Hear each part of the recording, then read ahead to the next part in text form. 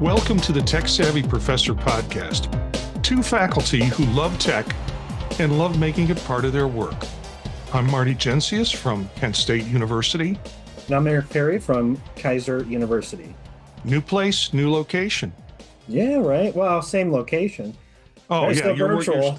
You're still working from home, Right. but you got a new boss now, which is I'm sure exciting because there are going to be new things, new ways of doing things, and new ways of handling situations, and that's always exciting. So, congratulations on that Yeah. job switch.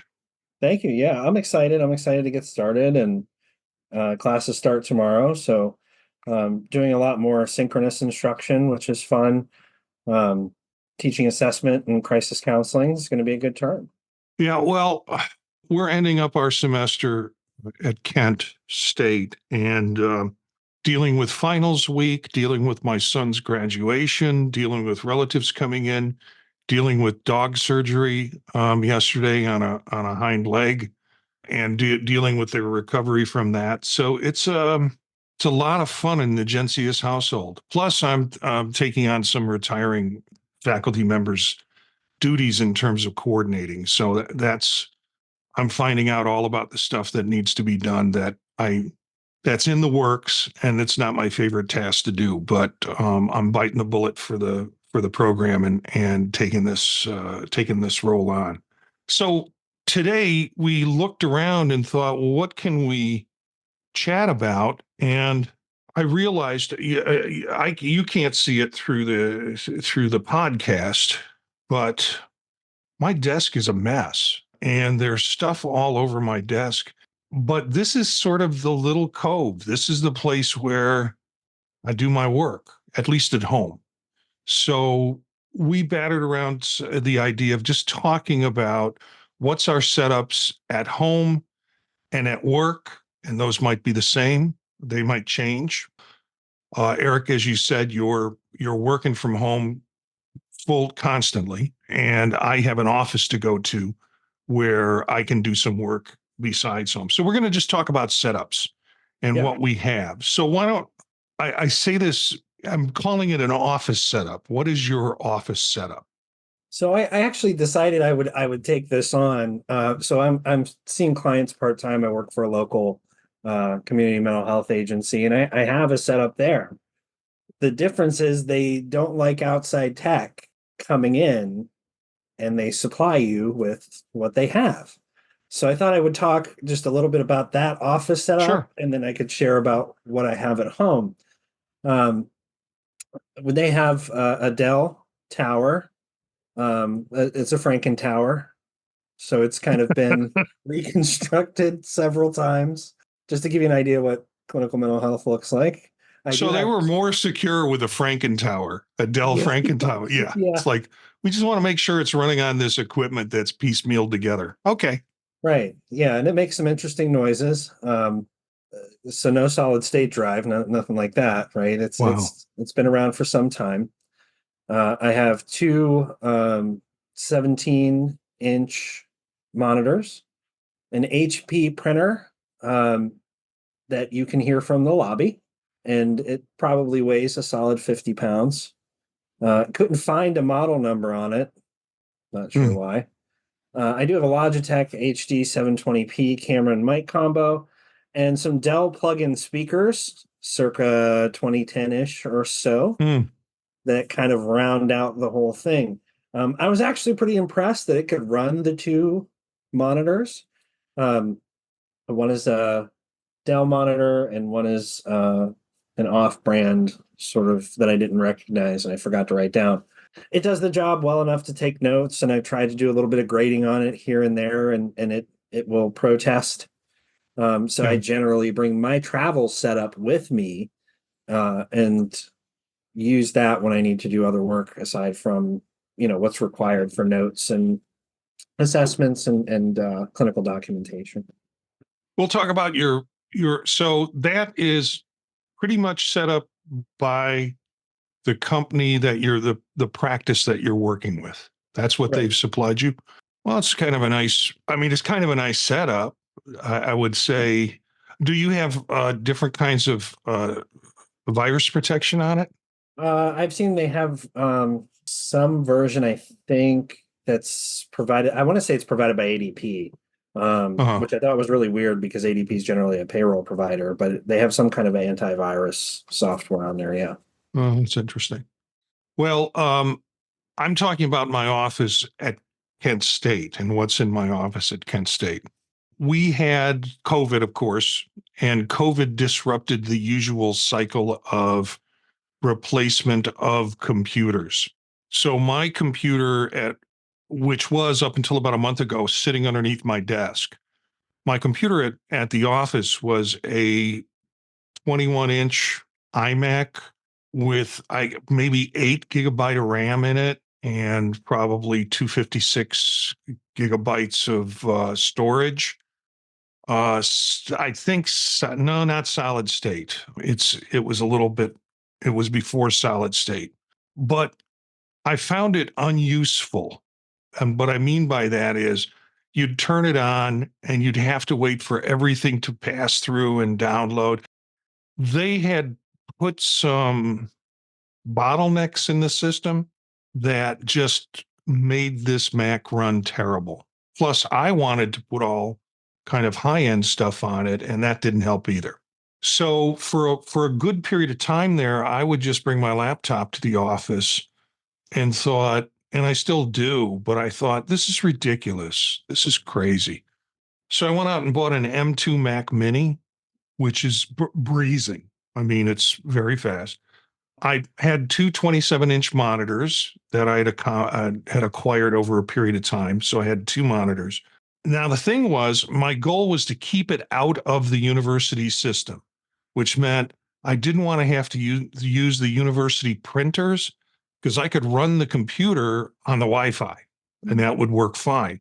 But as soon as I hook it into the university system to do printing or anything like that, then here comes the crippleware and all the stuff that they put on it at universities to mess it up. So I went out and I bought a Brother black and white LaserJet printer and made an inline version of it.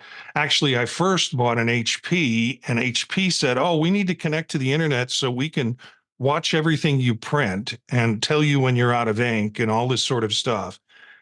And we had that discussion on our printer show. So I dropped the HP, pawned it off on someone else, and then went out and bought a Brother black and white laser printer, which I could do inline and not have to worry about internet connections.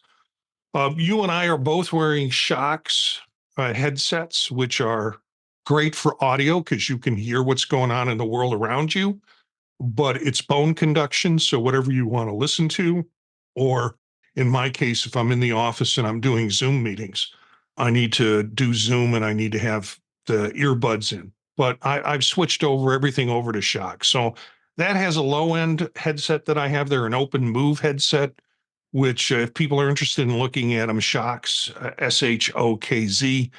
And they started around, entry point is around $79 for the open move headsets. And then the quality and the lightness and the connectivity increases as you spend more money for them. And then since I'm using a Mac Mini and I don't have a camera embedded in the two monitors, I have a Logitech Brio camera and microphone that I use for doing Zoom meetings with. So that's my office setup, and it doesn't get turned on a lot because I'm in there. Sometimes I send things to the office that I print off on the Brother printer in my office, and then take it out to the large printer and make duplicate copies for class or whatever it is. So yeah, that's. Do any recommendations about your office setup come up? Ideas that you have from what you've got, or things that you might suggest to listeners? I don't know. So I'm a huge fan of uh, the ergonomic mouse Huh. and keyboard setup. So that was something I could switch out at the office. I might not be able to do much with the hardware that's there. They don't even want me to bring monitors in, so I'm going to Hmm. do what I can to make myself comfortable. So I brought in a nice ergonomic keyboard and mouse set. It's a J Labs that I'm using at home. It's the same setup. Um, so I brought that in just to make myself comfortable. I think aside from that, they don't mind me being on the network with my Chromebook or my laptop, so I'll bring those to grade. Yeah. So I have like a stand, kind of a small stand for that, so that I can switch that keyboard Bluetooth connection between the tower and the Chromebook or my laptop. So I don't need to I can use the same keyboard and mouse for either setup because I have to run them separately.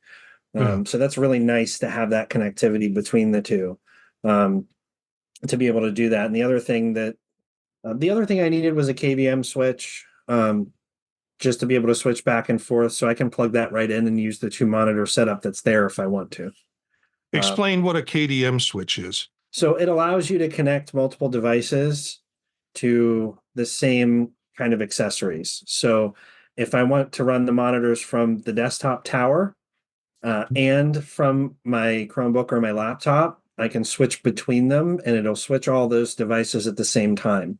So I have everything hooked up in one place, my keyboard, my mouse, my monitors, all that stuff. I flip a switch and it moves to the other device, instead of unhooking everything and hooking it into or having extra cables or extra connections. Yeah. So I think I'm a Magic Mouse guy and a Magic Keyboard guy, and I like the design. I like the ergonomics of the keys. I'm starting to get pretty stingy and like the fingerprint ID version of the keyboard, because once you start using that, then everything starts to happen much quicker for you. The Magic Mouse piece for me is I've got a whole top surface that I can slide up and down and scroll across with. It acts as like a touchpad on the top of the mouse. And there are folks, either they like them or they hate them. But the folks that have a tendency to like them stay with them. So there's some diehards that enjoy that. My recommendation is, if you find things at your office that are slowing down your productivity, and if productivity is important to you, find out where the bottlenecks are and get around it. And for me, it meant purchasing a high-end computer so I could start doing stuff at work. I eventually took that iMac downstairs because they said, "Hey, we noticed that you have this computer in your office that has not turned on in a year." It's just And collecting so dust. I kind of came clean, and I said, "Well, let me wipe it." And, "Oh, we'll wipe it for you." I'm like, "No, let me just wipe it." And I can't remember if I wiped it or not, but eventually I took it downstairs. Downstairs meaning to the second floor where the tech support center is, and just handed it in. And they haven't pestered me since. It's sort of like there's no reason for them to come to my office, because it would be like they're not going to come up to you if you're a student carrying in a laptop and say, "Let us work on your laptop." I just have a non-portable laptop sitting in my office that I'm using to do all my work on. So they don't seem too concerned, and they haven't forced me to put any junkware on it, like they do with other computers. So your work setting is maybe different than your home setting. What's your home setting like? Yeah, so for my home setup, I have an Alienware X17R1, souped up, so it has some extra bells and whistles to it. But it was a refurbished model, and it was my first time purchasing a refurbished model. I've actually been really happy with it. Bought it direct from Dell. I have two 27-inch LG monitors. One that I use in a document orientation, so I have it flipped, um, portrait style, and the other one landscape. Um, I use HP Envy 5540 printer. I have my Blue Snowball mic, which has worked great for me, and I even travel with sometimes because it's a little bulky, but I like it. Of course, I use my shocks. I have the Open Run Pros. Um, I have the Samsung Buds Pro 2. Um, I've complained about those a little bit. The sound quality is great, but the fit is terrible compared to the old ones. There's entire threads dedicated to people who've returned these not being able to fit them in their ears.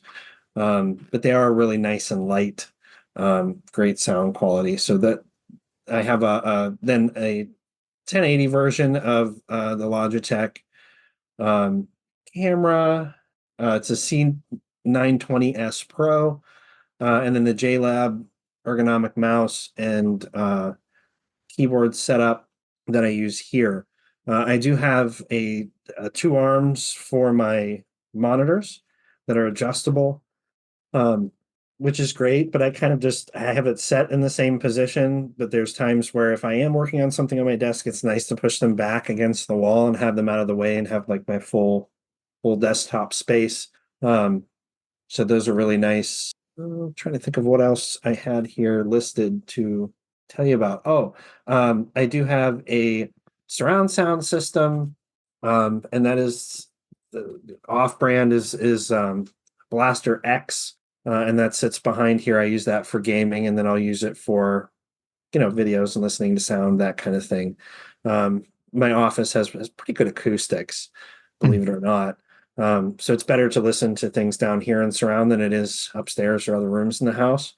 And it's a three speaker setup system.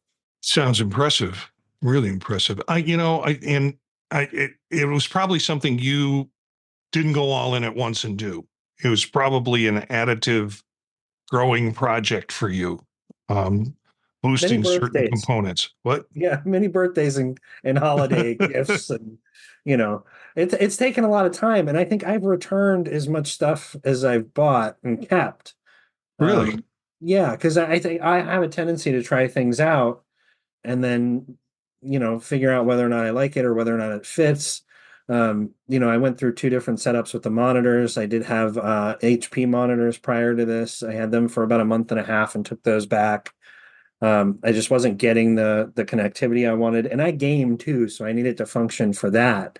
Hmm. Um, and the FPS was just I couldn't handle the HDR settings, so I took those back and got the LGs. Yeah, I have a tendency to buy stuff, and if it doesn't work, it goes into my closet. And then as I'm cleaning out my closet or moving things around, it's like, oh, yeah, let me turn this thing on and try it out. And I'm afraid to say that Samsung tablet might be the next resident of the closet. Mhm. Let me try this thing out and let me see. And then I try it out and I play with it for like the evening, and it's like, yeah, this is why it didn't become part of my workflow.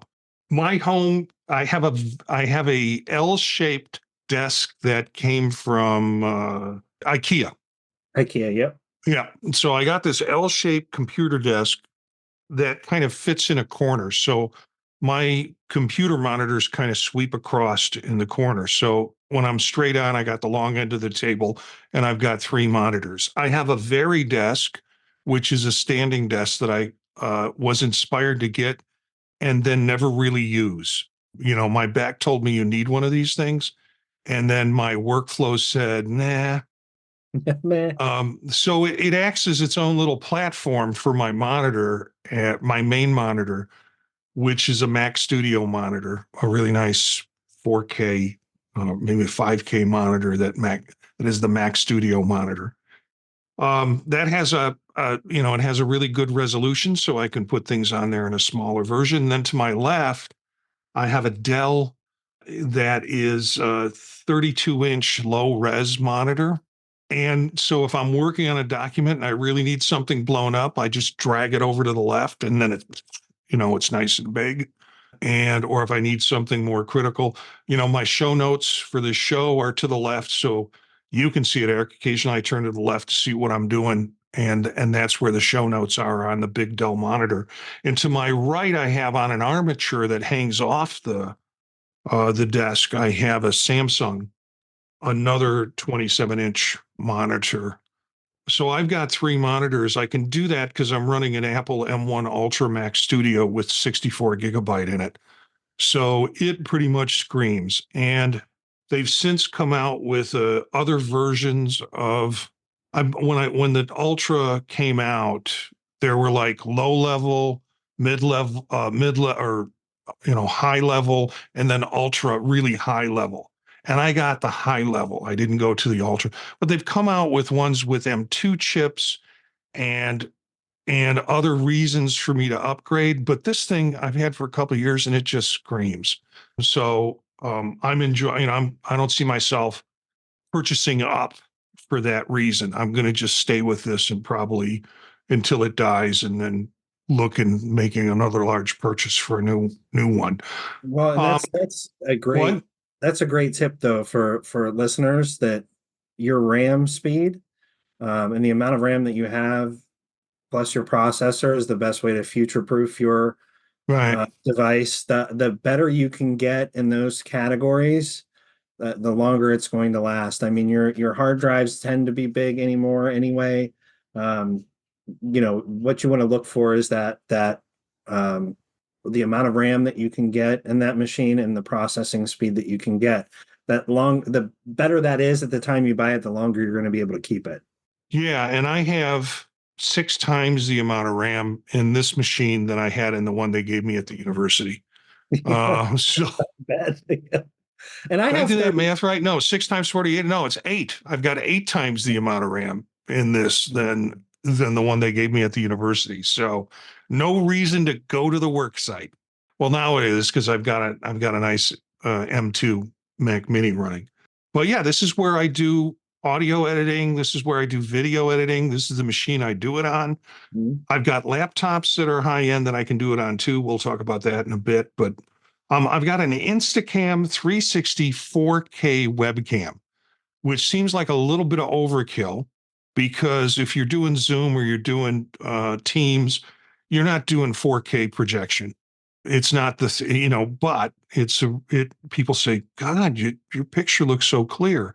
Right now you're looking at it. I can put it up to 4K, but it's not at 4K now, but it's way over the resolution of what you typically get through Zoom. For a microphone, I am sort of a microphone junkie. I jump from multiple microphones. Somebody tells me about a new one that's really good. So I have some low end microphones, cost effective ones that have good sound quality. But what I'm using here is a Heil PR40 microphone.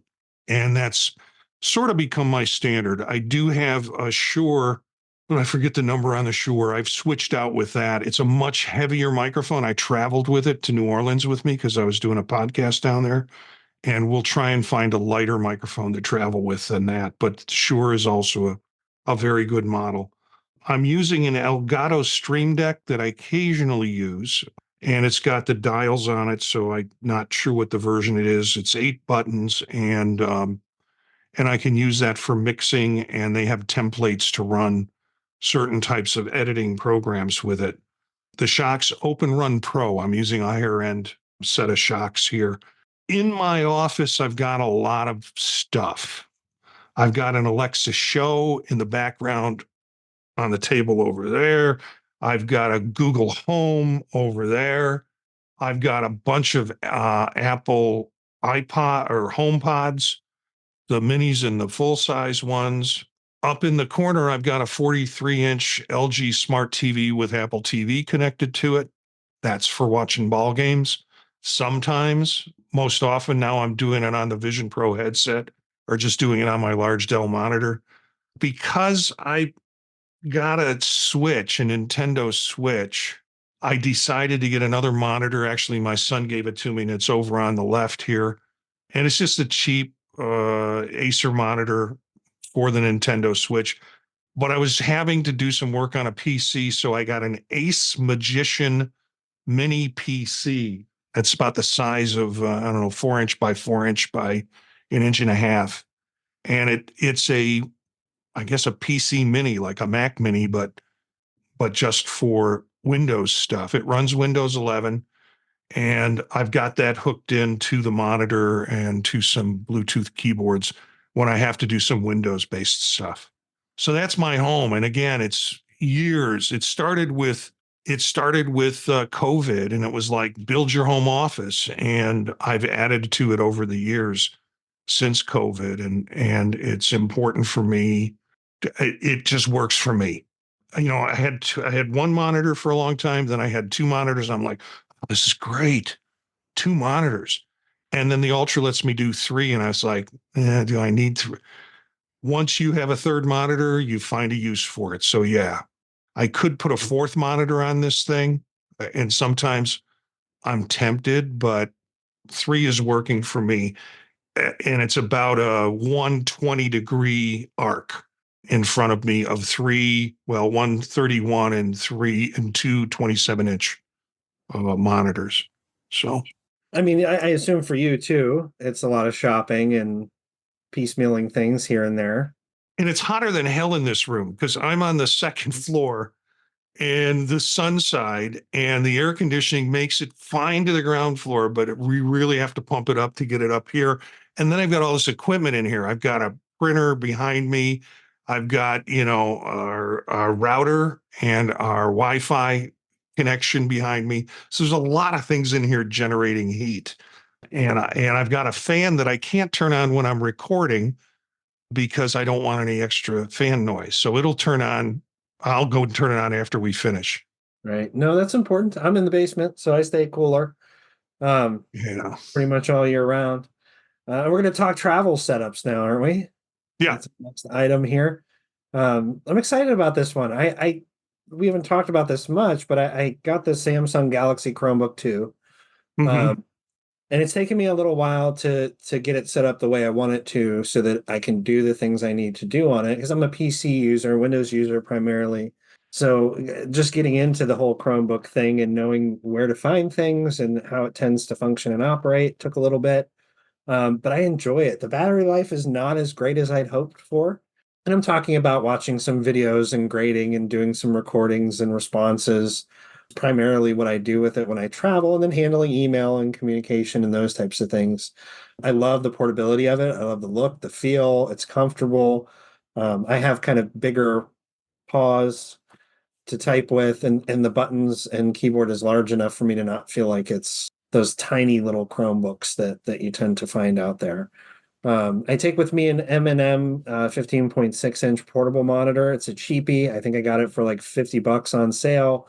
And it's awesome to take with me. I have a tiny kickstand that I bought, I think, for $5 or $6 off of the Amazon at one point to set the monitor on.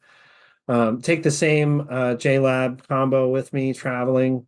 But I have a travel version of the keyboard that I take with me. My Nintendo Switch Lite comes along. Still working on Zelda. I'll finish Tears of the Kingdom at some point. But that tends to go along for the ride. And then I have a cable organizer that I take with me that provides all my cables for my different devices, my charger for my watch and phone and everything else. Found a really nice wireless charger that's really portable that I can take with me that's for both my watch, my Samsung watch, and my phone. I've really cut down on the amount of things that I take with me when I travel. I want to go as light as possible and still be able to do everything I can do. But I think the extra monitor is something that just makes all the difference when I really need to get things done and I can have that additional landscape to work with. So that's an always for me. I also take along I don't have them here, but a set of Beats headphones. They're the I believe the second gen headphones. But when I come home and I'm not traveling, my son adopts those. So he'll have them in his room until I hit the road again for one thing or another. Well, I am not a light traveler when it comes to technology.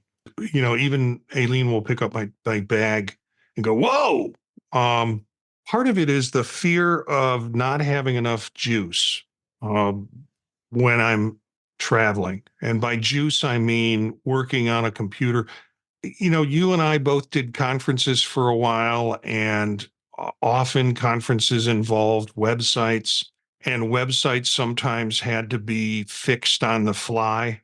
So I would always bring a power horse of a laptop. I could not get that work done on just a tablet.